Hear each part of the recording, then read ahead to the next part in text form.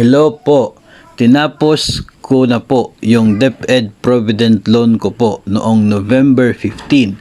Makakapag-loan na po ba agad ako sa GSIS or need ko po hintayin ang December to loan sa GSIS? Nakasagad na po kasi ang sweldo ko.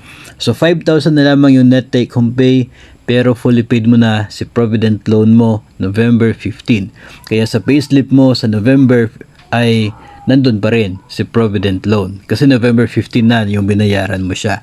So ang gagawin na mo na lamang dito para sigurado tayo ay i-process mo yung pagpapadelete sa deduction ng Provident Loan. So mag-submit ka ng Notice of Deletion of Deduction sa inyo pong PSU ninyo para nang sa ganun ay pagdating po ng preparation sa December na sahod ay hindi na po nila isasali sa deduction sa inyong sahod ang Provident Loan kasi fully paid na po yan.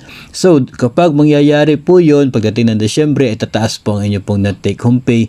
So yung payslip po ng December ay pwede po ninyong gamitin para po sa inyong application sa GSIS loan. Hintayin po ninyo na mawala muna yung deduction, no? Kasi nga ay yung verifiers ay naka-base na doon sa actual net take home pay na nandoon sa payslip po ninyo. Maliban na lamang kung papayag po sila na ipipresent ninyo yung official receipt na mayroon nakasaad na full payment at yung received ng PSU na deletion form.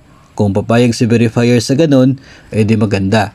Pero kadalasan kasi ay nakabase nila sa kung magkano yung net take home pay na nakasaad sa inyong pong payslip. Kaya mas mabuti na i-process ka agad yung pagpapadelete para the next month ay agad mawala na ito at tataas na ang inyo pong net take home pay. So yung naging pagtaas, pwede na po ninyong gamitin if ever meron po kayong plano na mag-apply ng loan sa kahit anong bangko man o kaya ay sa GSIS. No? So kapag hindi po ninyo kasi na-process yung pagpapadelete doon sa deduction na yon, kung advance payment po yun nangyari, full payment in advance, ay hindi po malalaman ng PSU ninyo na fully paid na yung loan account na yon. No, so paano po nila i-delete yon kung hindi nila alam na fully paid na? So kinakailangan mag-submit talaga ng Notice of Deletion or Deduction para aware sila na ito ay fully paid na and aprobado na ng lender na talagang for deletion na ito. So i-delete na po nila yon, no? Kasi hindi pwede na i-delete nila tapos wala sila naging basihan para sa kanilang action na pag-delete ng deduction mula po sa inyong nagiging sahod.